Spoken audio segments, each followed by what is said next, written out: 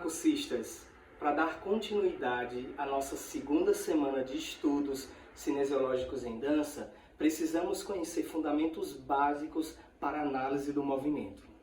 Hoje veremos como qualquer movimento que executemos, a gente vai estar perpassando por planos de movimentos, planos e eixos. Cada plano de movimento vai ter seu eixo de movimento. Essa intersecção entre plano e eixo vai garantir que a gente realize ações básicas como flexão, extensão, abdução, adução, rotação externa e rotação interna.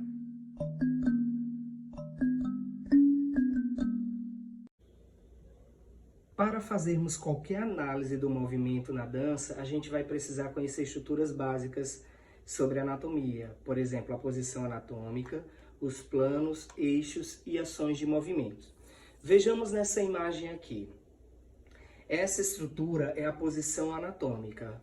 Os membros superiores estão estendidos ao lado do corpo, as palmas das mãos estão voltadas para frente, a cabeça está olhando para frente horizontalmente e os pés paralelos. Não necessariamente a gente precisa ficar com os pés juntos. Percebam também que nessa imagem a gente tem um padrão de referência que é chamada linha mediana do corpo, que é essa linha que está cruzando no centro do corpo. Essa linha vai nos orientar para definir se o movimento está afastando dessa linha ou se aproximando dessa linha. E isso vai contribuir para que a gente consiga definir movimentos específicos a partir dos planos e eixos de movimento. Agora vamos entender um pouco os três planos existentes que interseccionam a análise do movimento. A gente tem aqui o plano frontal ou coronal, que está na cor verde, que vai dividir o corpo entre anterior e posterior. A gente tem o plano sagital, que está B, tá vendo, pegando uma parte branca e a parte verde aqui. A gente tem embaixo também. Esse plano sagital vai dividir o corpo entre direita e esquerda. E a gente tem o plano transversal ou horizontal, que divide o corpo ao meio entre superior e inferior. Percebam que a intersecção desses três planos, a partir da referência anatômica, vai contribuir para que a gente faça análise, por exemplo, desse bailarino aqui, que está executando um movimento tridimensional. Então ele consegue realizar essa movimentação exatamente nesses três planos. Vamos estudar cada um deles? Começando com o plano sagital. Como falei anteriormente, ele divide o corpo entre direita e esquerda.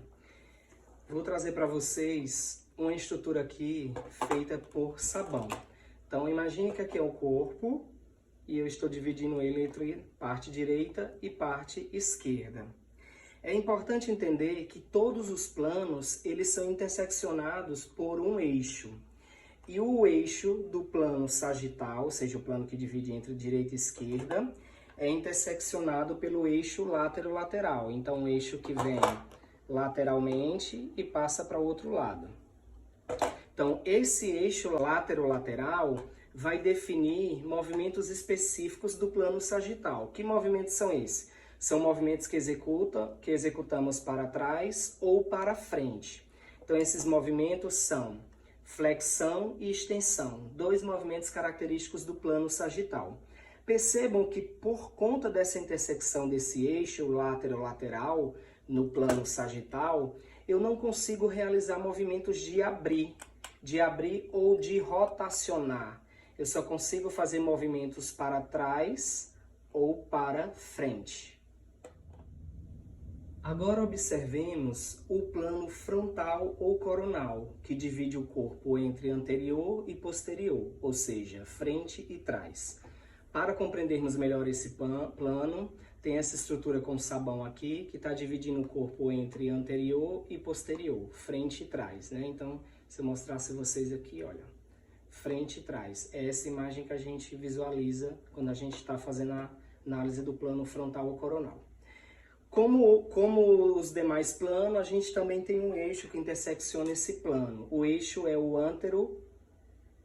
posterior, ou seja, um eixo que ultrapassa de frente para trás ou de trás para frente.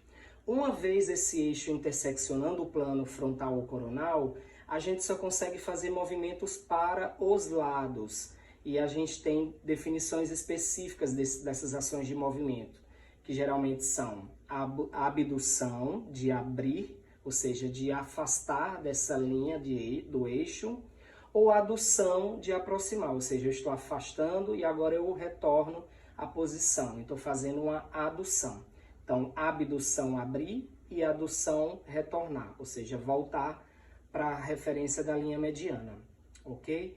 Então, novamente, o plano frontal ou coronal divide entre anterior, que é a frente, e posterior, trás, e o eixo é o antero-posterior, que permite fazer movimentos para os lados, definidos por abdução ou adução.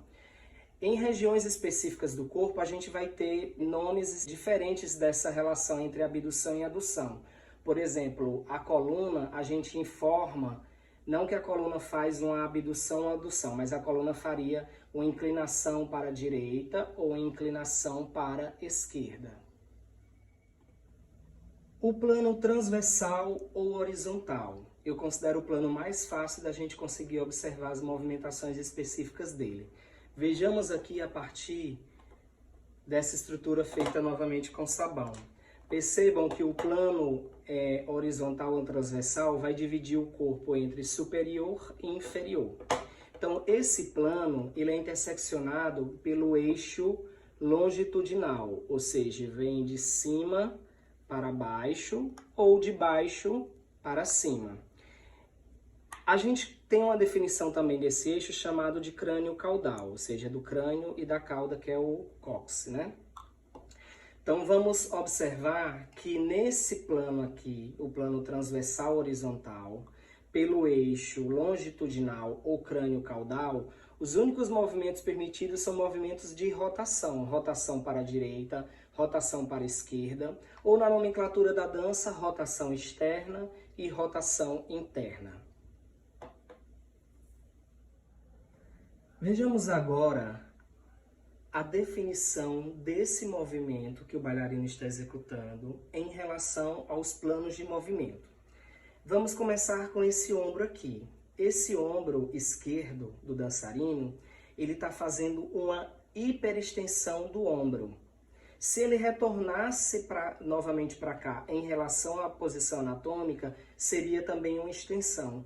Ou se esse ombro fosse para frente, em direção ao seu peito, ele estaria fazendo uma flexão de ombro, que é o que acontece com esse ombro direito do bailarino. Então a gente está observando aqui uma flexão de ombro, ou seja, está para frente, né?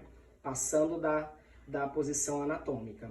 Se a gente for observar nesse mesmo membro aqui, superior desse bailarino, o cotovelo está fazendo uma flexão, né? Ou seja, se a gente olhar em relação à posição anatômica, ele flexionou o cotovelo. Existe também uma flexão de punho aqui também. Nessa parte aqui, voltando do antebraço esquerdo, também existe uma flexão também de punho aqui nessa região. Em relação à coxa femoral, por exemplo, a gente tem uma flexão de coxa femoral, uma flexão de joelho e uma flexão plantar. Essa outra perna, a gente tem uma flexão de joelho, uma extensão de coxa e uma flexão plantar.